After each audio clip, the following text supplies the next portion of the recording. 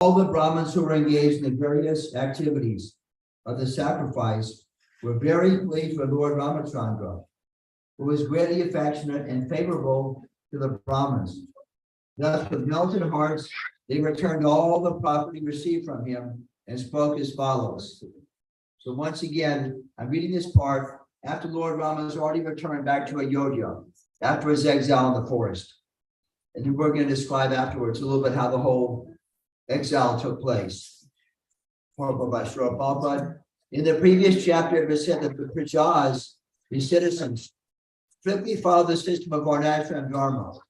The Brahmins acted exactly like Brahmins, the Kshatriyas exactly like Kshatriyas, and so on. Therefore, Lord Ramachandra gave everything in charity to the Brahmins. The Brahmins being qualified, wisely considered that Brahmins are not meant to possess property to make a profit from it. The qualifications of a Brahmin are given in Bhagavad Gita, 1842. Shamo Dhammastapak Shocham Sharti Arjuna Mevacha Jnana Vijnanamastikam Brahma Karma Swabhavajam. Peacefulness, self-control, austerity, purity, tolerance, honesty, wisdom, knowledge, and religiousness. These are the qualities by which the Brahmins work. The Brahminical character offers no scope for possessing land and ruling citizens. These are the duties of a Kshatriya. Therefore, although the Brahmins did not refuse Lord Ramachandra's gift, after accepting it, they returned it to the king. I'll repeat that. The Brahminical character offers no scope for possessing land and ruling citizens. These are the duties of a Kshatriya. Therefore, although the Brahmins did not refuse Lord Ramachandra's gift, after accepting it, they returned it to the king. The Brahmins were so pleased with Lord Ramachandra's affection toward them that their hearts melted. They saw that Lord Ramachandra, aside from being the Supreme Personality of Godhead, was fully qualified as a Kshatriya and was exemplary in character. One of the qualifications of a Kshatriya is to be charitable. A Kshatriya ruler levies taxes upon the citizens, not for his personal sense gratification, but to give charity in suitable cases. Dhanamishvara Bhava. On one hand, Kshatriyas have a propensity to rule, but on the other, they are very liberal with charity. When Maharaj Yudhishthira gave charity, he engaged Karna to take charge of distributing it. Karna was very famous as Datta Karna. The word Datta refers to one who gives charity very liberally. The kings always kept a large quantity of food, grains, and stock. And whenever there was any scarcity of grains, they would distribute grains in charity. A Kshatriya's duty is to give charity, and a Brahman's duty is to execute charity, but not more than needed to maintain body and soul together. Therefore, when the Brahmins were given so much land by Lord Ramachandra, they returned it to him and were not greedy. So we want to mention a little bit about Lord Ramachandra here from Brahma Samhita. And by the way, the devotee was giving a very, very encouraging explanation of the beauty of kirtan. If we all take part, we get so much benefit. In Bhakti Rasamrita Sindhu, it is mentioned that if you go to a retreat with a lot of birds in it and you clap, what happens? The birds fly away. So similarly, if we clap during kirtan, well, it means playing the drum, playing the kartals, everything. If you clap during kirtan, the birds of our sinful activities fly away. So that's very encouraging. Kirtan is so beautiful, it is the essence of this age. Ramadishu Murtishu Kalanya Menatishkam. Ramadi means Lord Ram in all the other incarnations. Ramadi Murtishu. Murti means kind of a form or incarnation. Ramadi Murtishu. So there are so many incarnations of the Lord. It is compared to the waves of a river. Waves in a river. Can you count the waves in a river? Or the waves of the ocean? There are so many no one can count.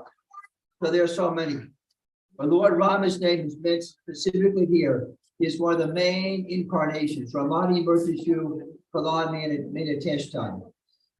And now if we have gone through 5,000 years of Kali Yuga, before that there was Dwarpa Yuga, 800,000 years. So that's and before that, the Treta Yuga, 1,200,000 years. So that is when Lord Rama appeared, at least 2 million years ago. And he appeared in the dynasty of Maharaj Raghu. So what is mentioned here is that Lord Ram, he was about to become the king. His father had some kind of, well, it was time for him to retire. Sir Prabhupada mentioned in his lecture, he had what's called Whitlow, some problem with the fingers. I don't know what that is, but he just mentioned Whitlow. Maybe some kind of, whatever it is. But it was time for Lord Maharaj Dasarath to retire. So naturally, he wanted his eldest son, Lord Ram, to take over the throne. So all these preparations were being made, and the citizens loved Lord Ram. He was like their really, really favorite. He was very gentle as a personality and very strong as a Kshatriya. So he was very much a favor of the citizens. He was anticipated because usually the eldest son takes over if the king retires. Sometimes he may be not qualified in some way, and the king chooses someone else. But usually the eldest son. As it works, like is mentioned here, Varnashram Dharma. We're not following Varnashram Dharma so much now because it has been, even though it's a very pure system, as explained by Krishna in Bhagavad Gita, Sri Krishna says, Chatra Varnya Maya Sristam, Guna Karma Vibhaka Shaha. It is made by the Supreme Lord. This is a perfect and beautiful system for management of human society. But what has happened is that now in Kali Yuga, it's become so degraded that without considering guna and karma, if someone thinks I am born because my father was such and such Varna, but I am the same Varna. Maybe my father was a court and a lawyer or a high court judge. The son may think, well, if my father was a high court judge, so am I. But is that the way it works? No, you have to go to school, you have to get a law degree, and you have to practice as a, whatever you call it, as an apprentice, or somehow you have to, or in the medical profession, you have to learn as an apprentice or whatever the word is. You have to be under someone's training after you've already got your law degree and after you've done all your training. So it's not automatic. For the Brahmins, one of the main qualities, as is mentioned, Shimodamak Tapak Shautyam, one of the main qualities is truthfulness.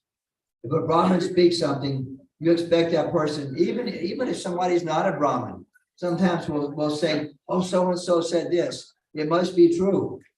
So we found out it's not true, we become very surprised. Oh, this person told me a lie. Oh. So Brahmins are supposed to be very truthful. They're supposed to be, as this verse mentions, peaceful, and they're supposed to be learning the scriptures. They're supposed to be wise and able to solve natural problems of life. Even after 75 years ago, as I have been taught, a lot of times in the village, there will be a village Brahmin. And the village Brahmin will perform sacrifices like birth ceremonies, maybe funerals. And they would also be learned in astrology. It would help people even with marriages and different things. And they wouldn't take any salary. Generally, they would take donations, but not really charge money. So they were really highly qualified as a Brahmin. And besides that, they were supposed to be, in most cases, learned in medicine. If you're in a village, there's no doctor there. Usually it's so far away, they have to learn how to use herbs and different medicines. And so the Brahmins are supposed to be very learned. The Kshatriyas, sometimes they can tell a lie. Diplomacy, what do you call it? Like your diplomat behavior, political behavior. Sometimes they can tell a lie. But Maharaj Datharas, he was very, he wanted to be a real Kshatriya. He made a promise to his wife, his younger wife. You have been so nice to me. You've been so kind. You've been so pleasing in your service to me. I want to grant you 2 boons. A boon is like a benediction or a promise. I'll give you whatever you want. What is the word in English? A boon, a benediction. Whatever you ask for, I will give it to you. So he wasn't acting like a diplomat.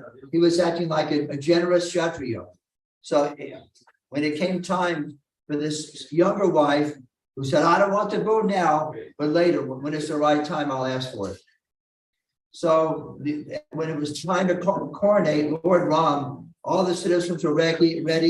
The decorations were profusely done throughout the city, and preparations had been going on for perhaps a long, long time. At least the citizens were informed that Lord Ram was going to be the king. And people are happy if some elderly person retires because they've already done so much work, and it's time for them to retire in their life. So at that time, the younger wife, I forget the name, KKE Goshalia, she was asking, now is the time for me to ask them whatever you promised I can have. And she said, I want my son to be the king and not Lord Ram. So this is a big, big thing. The king could have said, you are foolish. You were destroying the kingdom. You were making trouble for me. Why would you ask such a stupid thing? But he didn't say that. He said, I told you whatever you asked for, I would grant you. So he said, okay, that is fine.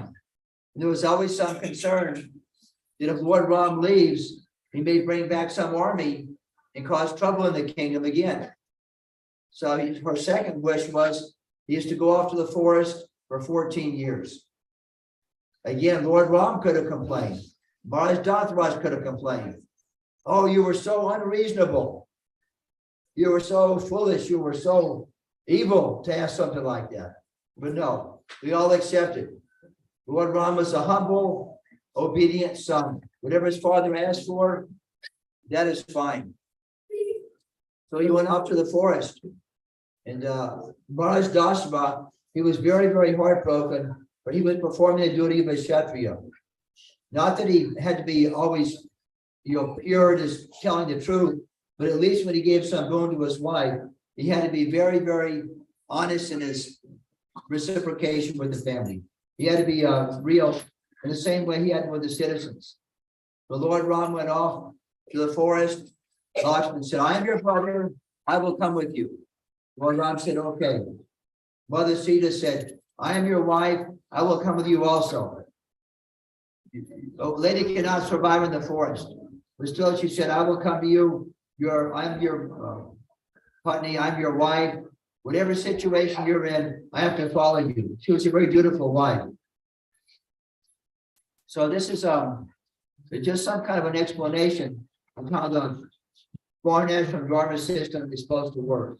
And Srila Prabhupada told us, I have given half, I've been successful in half of my mission. The other half is up to all of you. It is to institute Varnashram Dharma, even though it says in Kali Yuga, it cannot be perfectly instituted. Still, I want all of you to figure out how to do it. Normally, at least, and some devotees will say, but we don't know what to do. Prabhupada didn't give the details. He left the details up to us. So we have to always pray to the Supreme Lord. Oh, Lord Ram, Lord Krishna, dear Srila Prabhupada, please give us intelligence how to establish Varnashram Dharma. At least this much we know. Usually if a person is, say like a teacher in school, like a Brahmin, the children usually learn a lot of Brahminical principles from the mother and the father. They learn how to be a teacher. They learn what their parents do, how dedicated they are to their students. Even sometimes if there's some kind of trouble in school, the teacher will go in front of the students to protect the students and accept the trouble themselves. We see this on the news sometimes. So the Brahmins or any class is supposed to teach the children. Now, sometimes the children are not qualified. Someone may be like a Kshatriya, and the children cannot fight. They're scared. They don't have that principle of bravery like a Kshatriya has. So even though the father may be a military person, he may be a diplomat or a politician, he may be a martial arts instructor, usually the children pick up from the mother and father what they teach, what their activities are in life. Isn't that true in general? If you have a father or mother an engineer, usually the children will appreciate that is a good profession, engineering. So in that way, the Varnashram Dharma system is supposed to work because whatever the parents do, they can give some training to the children. somebody's a plumber, somebody's a carpenter, somebody's a lawyer, a medical doctor. Again, there's always in Kali Yuga so many children who are not qualified. So if someone is raised in a family and they're expected to be of a certain varna, but they're not qualified, that's called Dvija Bandhu, especially for the Brahmins. Practically, we see in so many cases, like in America, around the world, Europe, India, everywhere, the parents are Brahmins. Like we were in Palakkad, Kerala, about 6-7 years ago. We were in an Ayurvedic hospital, but just about 10-15 minutes down the road was a village of Brahmins. At least that's what people told us. They had a temple of Lord Shiva, temple of Lord Vishnu. We could understand that most of the people there had some kind of a medical training.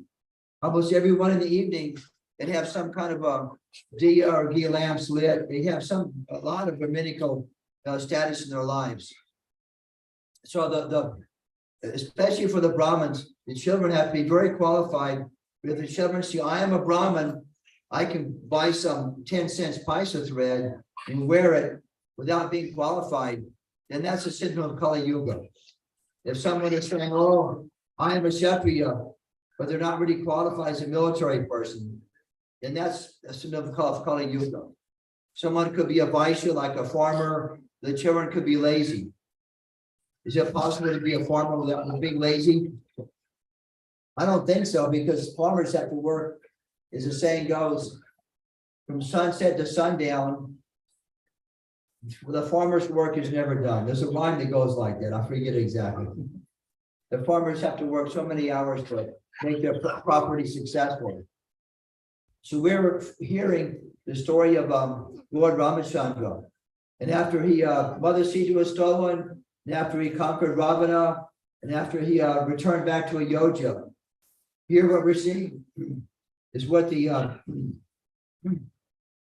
is described by the citizens. Lord Ramachandra rules the world. This is the next text. Oh Lord, you are the master of the entire universe. What have you not given us? Can I get some water? I'm sorry. What have you not given us? You have entered the core of our hearts and dissipated the darkness of our ignorance by your effulgence. This is the supreme gift. We do not need a material donation. This is very beautiful. The Brahmins are speaking this about Lord Ram. Thank you. Thank you. Oh Lord, you are the master of the entire universe. What have you not given us? You have entered the core of our hearts and dissipated the darkness of our ignorance by your effulgence. This is a supreme gift. We do not need a material donation.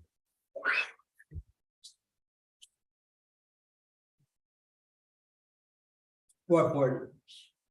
When Dhruva Maharaj was offered a benediction by the Supreme Personality of Godhead, he replied, in case you don't know, Maharaj Dhruva is in the earlier cantos of Srimad Bhagavatam, maybe 4th canto around that time. Prahlad Maharaj, Dhruva Maharaj, these are some of the main great devotees who were offered benedictions by the Lord. When they were offered these benedictions, they are so great and happy and satisfied by seeing the presence of the lotus feet of the Supreme Personality of Godhead. You're not attracted. They're not attracted with some material benediction. You can give them wealth, a kingdom, power. They refuse it. So Dhruva Maharaj replied, oh my Lord, I am fully satisfied. I do not need any material benediction. Similarly, when Prahlad Maharaj was offered a benediction by Lord Sringadev, he also refused to accept it and instead declared that a devotee should not be like a vanik, a mercantile man, who gives something in exchange for some profit. I'll read that last part again. Can you catch that? It's kind of hard to explain. Similarly, when Prahlad Maharaj was offered a benediction by Lord Sringadev, does everybody know who Lord Sringadev is? Sure. We have a picture at the school every day on the altar. He also refused to accept it and instead declared that a devotee should not be like a vanik, a mercantile man, who gives something in exchange for some profit. One who becomes a devotee for some material profit is not a pure devotee. Brahmins are always enlightened by the Supreme Personality of Godhead within the heart. So Vasya Jaham Ridi Sanidishto Bhattaks Mitur Ganam Pohanam Cha. And because the Brahmins and Vaishnavas are always directed by the Supreme Personality of Godhead, they are not greedy for material wealth. What is absolutely necessary they possess, but they do not want an expanded kingdom. An example of this was given by Vamanadev. Acting as a brahmachari, Lord Vamanadev wanted only 3 paces of land. Aspiring to possess more and more for personal sense gratification is simply ignorance.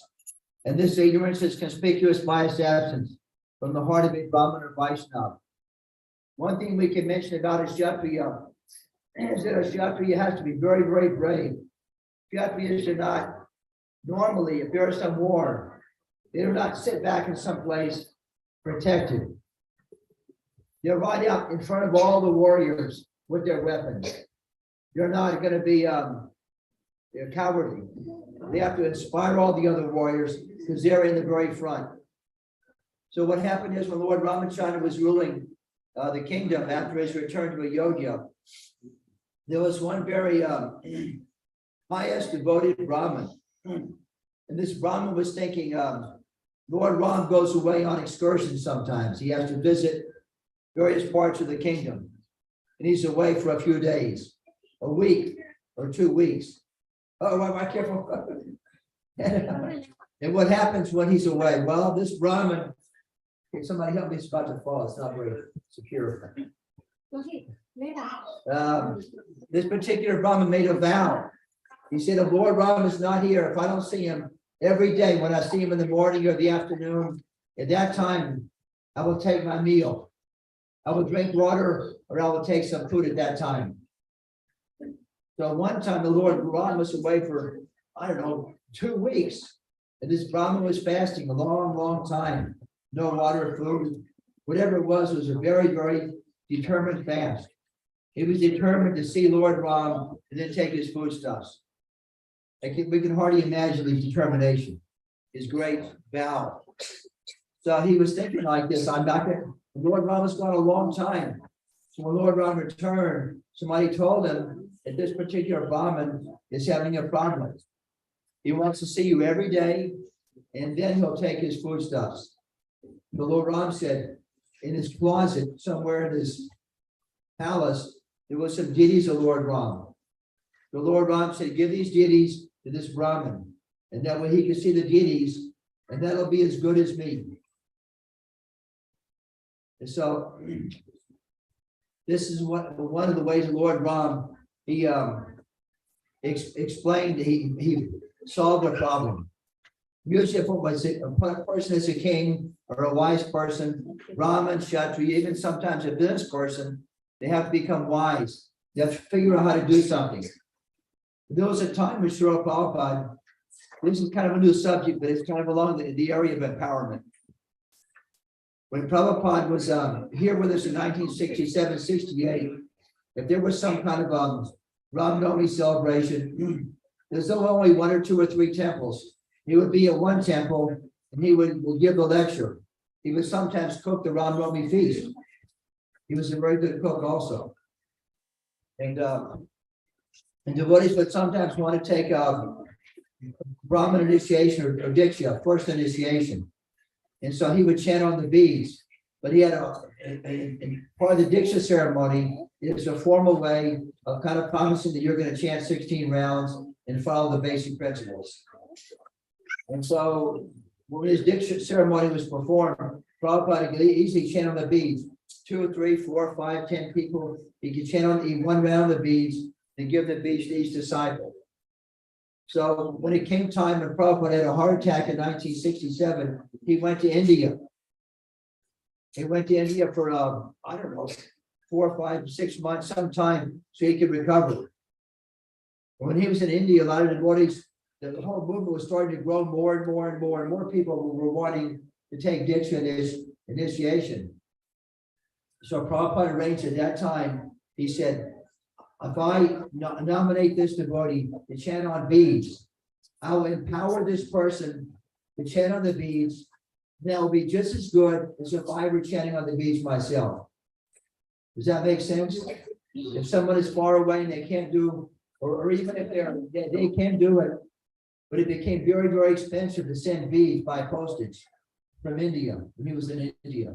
So he made an arrangement to empower different devotees to chant the mantras, to light the fire, and to give a lecture, and to chant on beads. This empowerment is a very mystical, spiritual, and transcendental arrangement. And Prabhupada made this arrangement where from 68, or let's just say around 69 or 70, all the way up to 77, when he left this planet, he increased the empowerment more and more and more, and gave himself less responsibility. Toward 1977, when he was very ill, he had no involvement whatsoever with the formal Diksha initiation ceremonies. All the devotees, usually temple presidents, traveling sannyasis, visiting sannyasis, local sannyasis, different Brahmins, pujaris, to take part in this initiation ceremony. They are fully empowered to perform the ceremony the same way as if Prabhupada were personally doing it. Does that make sense? Sometimes the parents empower the children in this way. I trust you with the house, I'll be gone for an hour. Something like that. So many things are like that. So a lot of times somebody will ask, how did Prabhupada manage this movement? How was he in Africa if the temple's there and things going on in America? How was he in America and new temples being started in England? How was he in Europe and all these new temples being started in Malaysia, Australia? The answer is that he, in a sense, empowered or told devotees to go do various services, go open up a temple. What happened when Srila Bhaktisiddhanta, who was Prabhupada's spiritual master, he wanted devotees to go to the West. He also, in a sense, empowered them. He said, at least if I remember, those two devotees were sent to London, England, or Germany. And he said, you just go. He sent them with nothing. You survive on your faith. So they were sent with very, very little. And they came back, maybe not quite so successful as they should have been. So when Prabhupada was also given the same task to go speak in the English-speaking countries, he was elderly by himself, very poor. He had to ask this one kind lady, Srimati Moraji, for the passageway on a boat, Scindia, to come to America. And she says, Swamiji, you're too old, you're not going to make it. Besides, once you get there, all they have is potatoes. What are you going to eat? So Prabhupada says, don't worry, just give me the ticket. It'll be okay. I'll go. I'll take care of myself. It'll be fine. So he had $7 and a trunk load of a couple hundred sets of Bhagavatam books. Because he was an author. He used to write the Bhakti-Gita magazines, write, translate, and also published the first canon of Srimad Bhagavatam, 3-volume set. So he had about, I don't know, about 200, these 3-volume sets. I've got water, thank you. I've got it. I'm okay.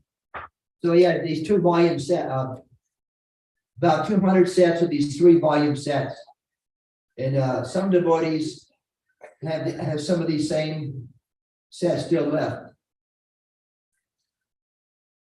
Prabhupada was really good at English. He went to Scottish Churches College. He was very educated in English. He studied Shakespeare, different writers. But most importantly, he was transcendentally empowered. He said, whenever I speak through the dictaphone, he had a dictaphone back then. It was just invented kind of around 1966. And when he was starting to write these things or typewrite it, the devotee found this dictaphone and gave it to him. And then the devotee said, Prabhupada, I can't figure out the directions. He just took the dictaphone and started using it. He just knew somehow. He said, when I write these words, Krishna inside my heart, he's telling me what to write. So that is kind of how special Bhaktivedanta Swami Prabhupada's books are. So it's not like we're telling you to read these like you read some encyclopedia. Encyclopedia is also a kind of a mature knowledge too. No problem with that. But these are transcendental books meant for cleaning our hearts and bringing us to the highest transcendental spiritual platform. So that is how Bhaktivedanta Swami Srila Prabhupada empowered the devotees to do things that were almost beyond possible.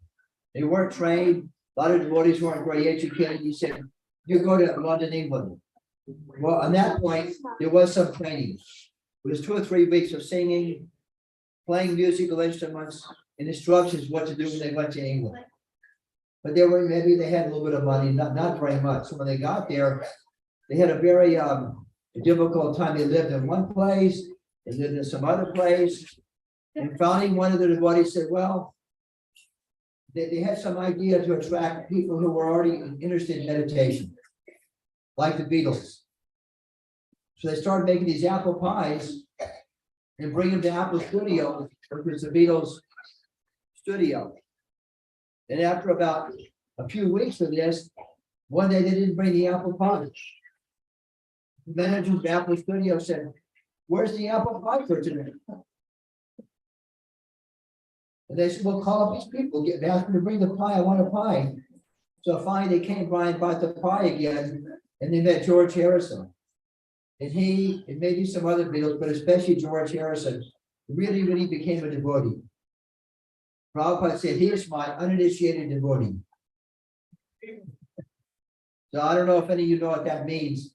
It means that most devotees go through formal initiation and get a spiritual name. And usually your spiritual name begins with the same letter your civilian name should begin with. So if your name is just, say, for example, like in English, Mike, your name might be something like Maruchi or Markandeya. If your name is Alex, you may become Arjun Krishna. Does that make sense? Yeah. Your spiritual name is you, not always, but it's usually starting with the same letter of your happened to you too, didn't it? See? So formal initiation is something that most devotees would like to take up at some point in time. Even one devotee who was a research scientist and working for John Hopkins University, we went there in Baltimore just not too long back. And he told me, Prabhu, I had a really, really hard time giving up coffee. You know, coffee is caffeine, and the drugs like caffeine. You have to have it every day. You can't concentrate. You can't survive without coffee. If you take it every day, it's kind of like that. But unfortunately, in America, there's so many other 1,000 times worse drugs that people become addicted to. Anyway, this is one thing I mentioned. If somebody can't become a perfect devotee, we're supposed to give whatever we can. If your wife's not devotee, if you're trying to follow, chant the holy names, everybody should just try and do the best they can. Prabhupada told us to do the best you can. You didn't worry. Sometimes there's somebody who's a 50-year bhakta. There's many people like that. If they can't do everything, Prabhupada said do the best you can. So I think the children have about gotten to the end of the class. Would anybody like to add anything or make a question or comment, please? I think somebody else wanted to make some kind of a presentation too. Not idea. When our class is over, the spoken and glorified Lord Ram. Everybody should bow down to Lord Ram. He is our supreme being, supreme personality of Godhead.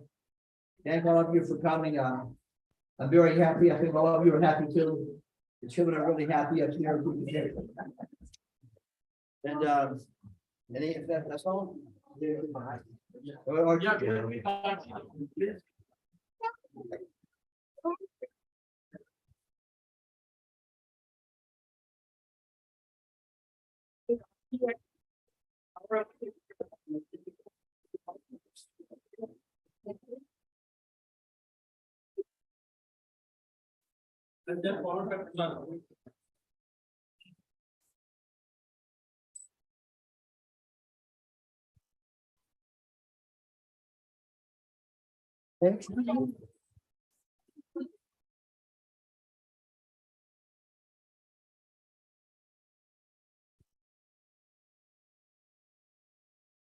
Krishna,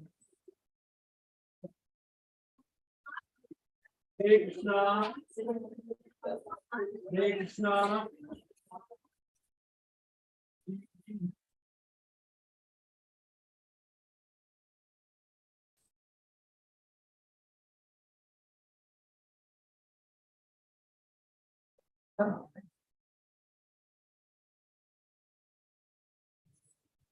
Okay, thank you, sir.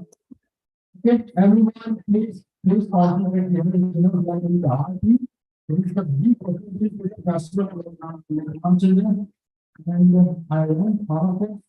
Children, everyone, children come downstairs. Here.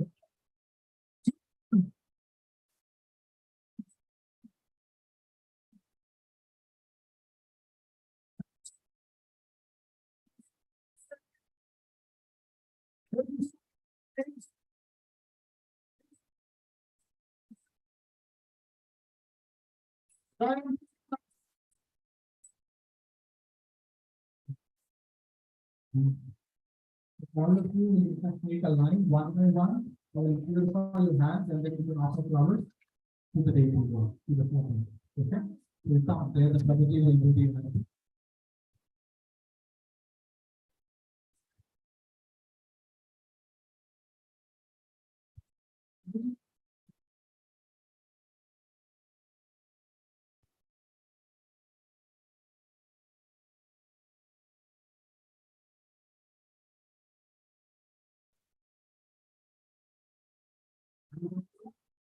So I spoke, you said that you.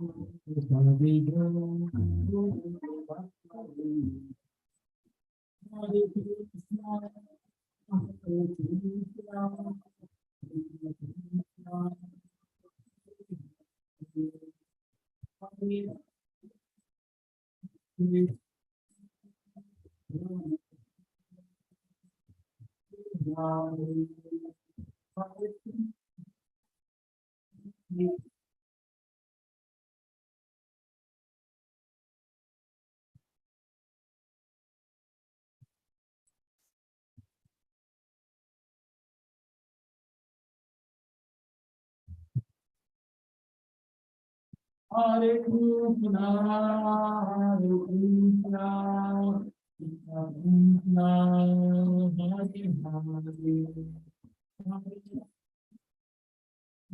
Hare.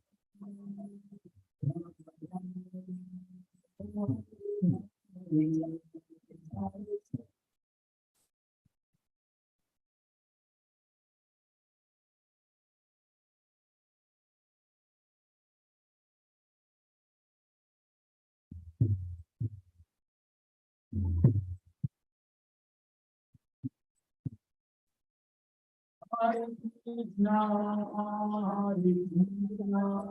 Krishna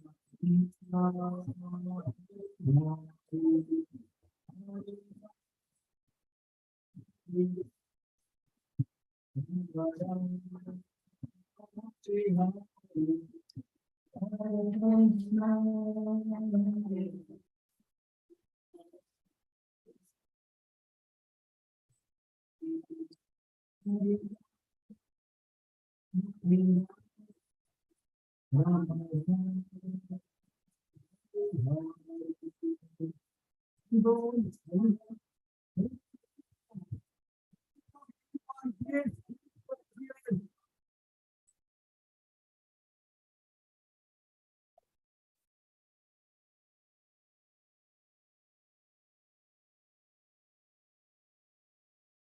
Raghupati Raghava Raja, Raghupati Raghava.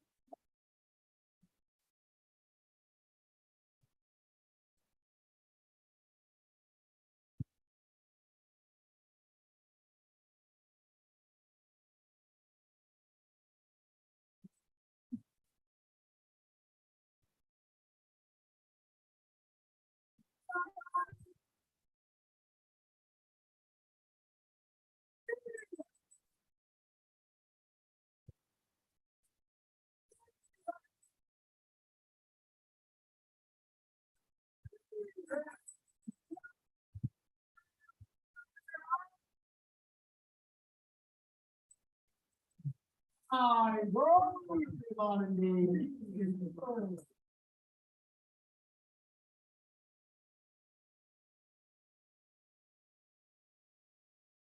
Everyone, please do everything, everyone.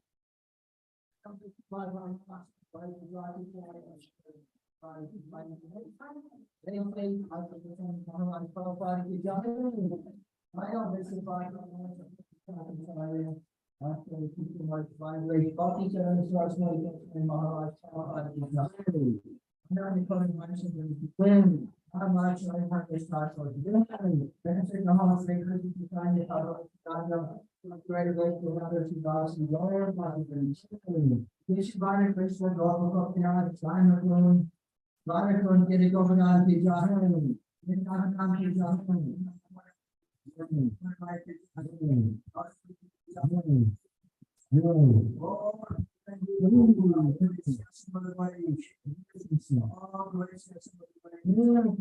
Always looking at one.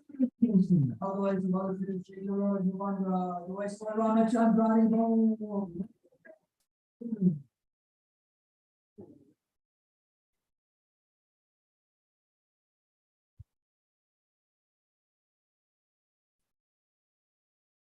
It's not.